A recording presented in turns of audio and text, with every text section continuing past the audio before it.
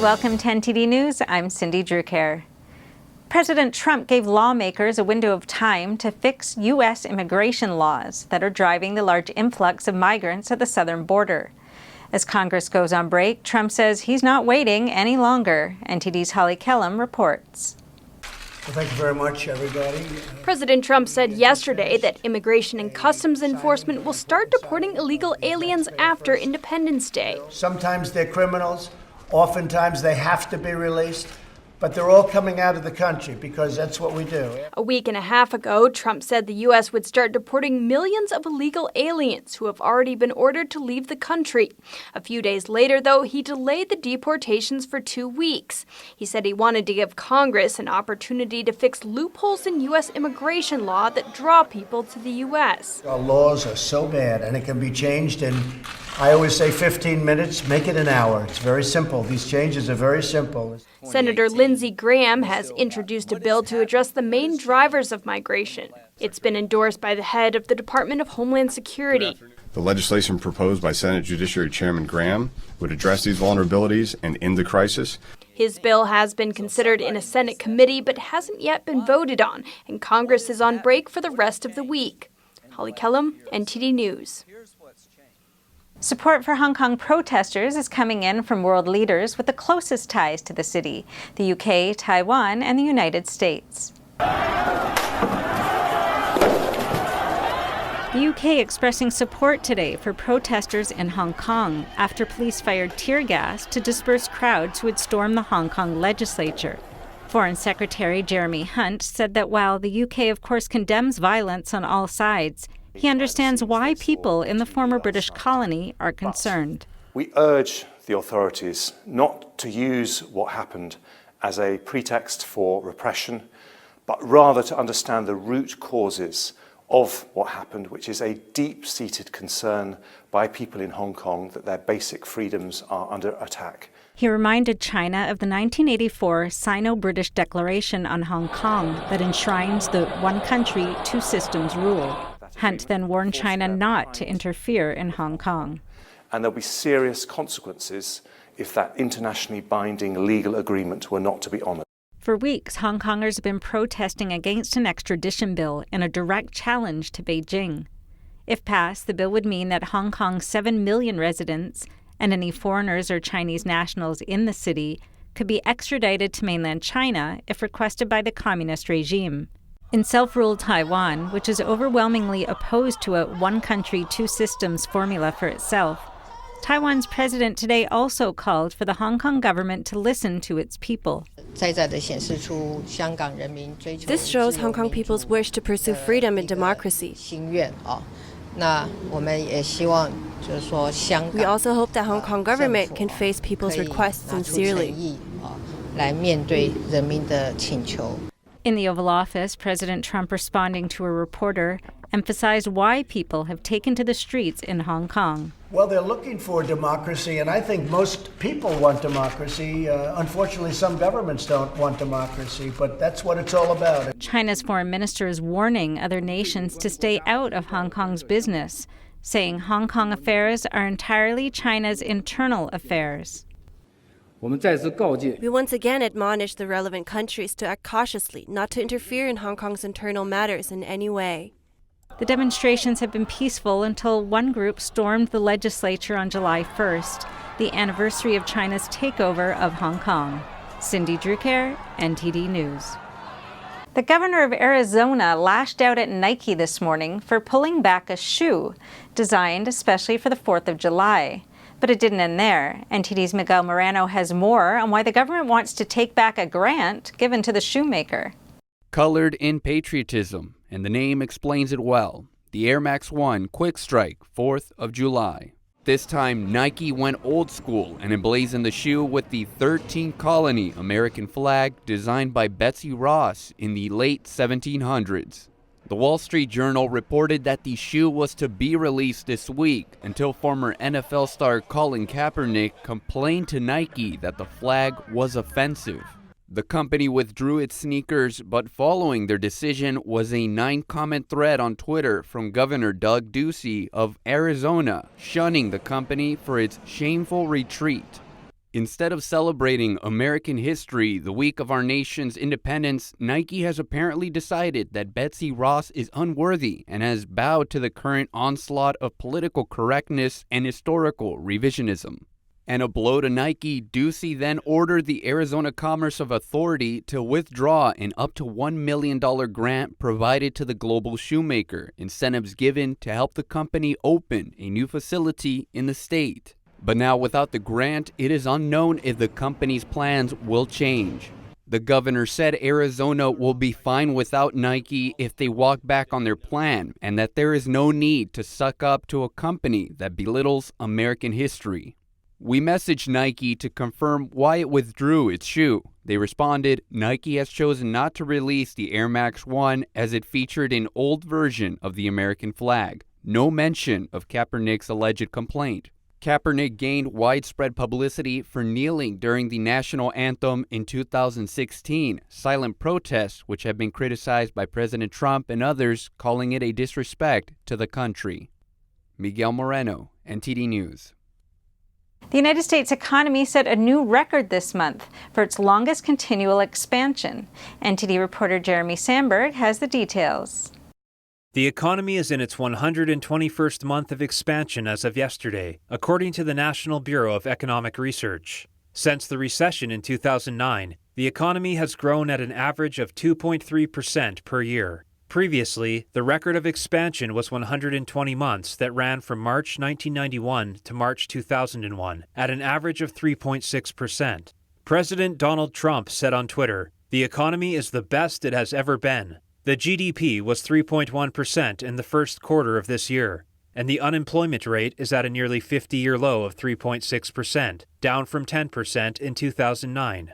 Looking ahead, the jobs report will be released Friday, and economists are expecting 158,000 jobs added in June, up from 75,000 in May. The unemployment rate is expected to remain unchanged at 3.6%.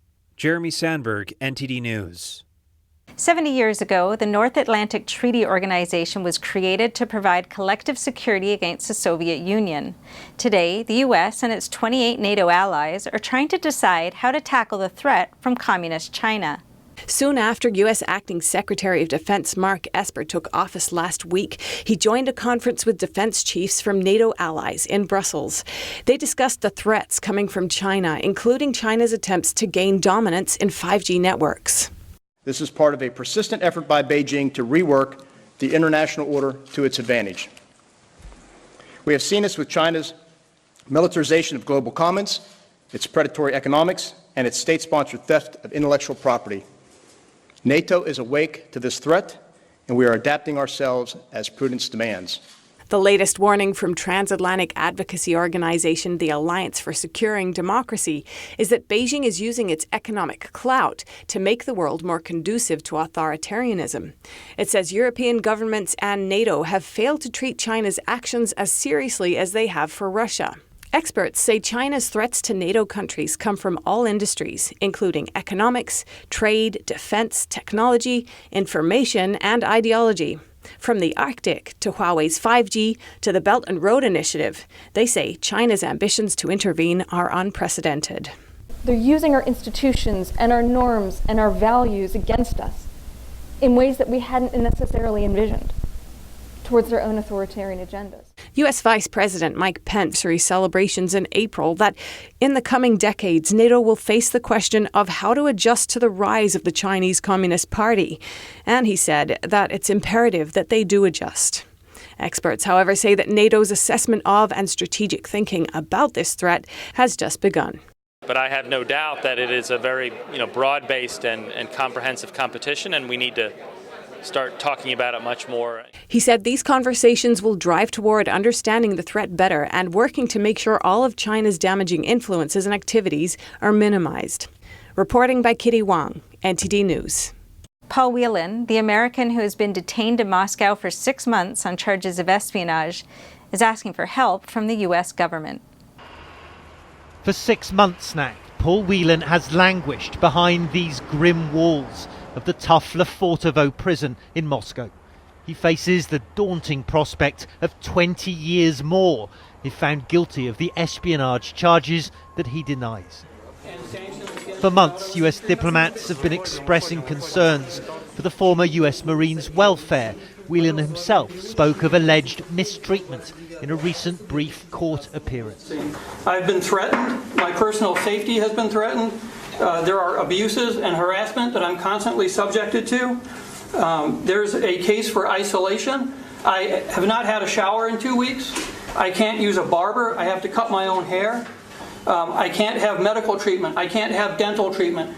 It was at this upscale hotel in central Moscow where Whelan was detained last December by Russia's Federal Security Service, the old KGB.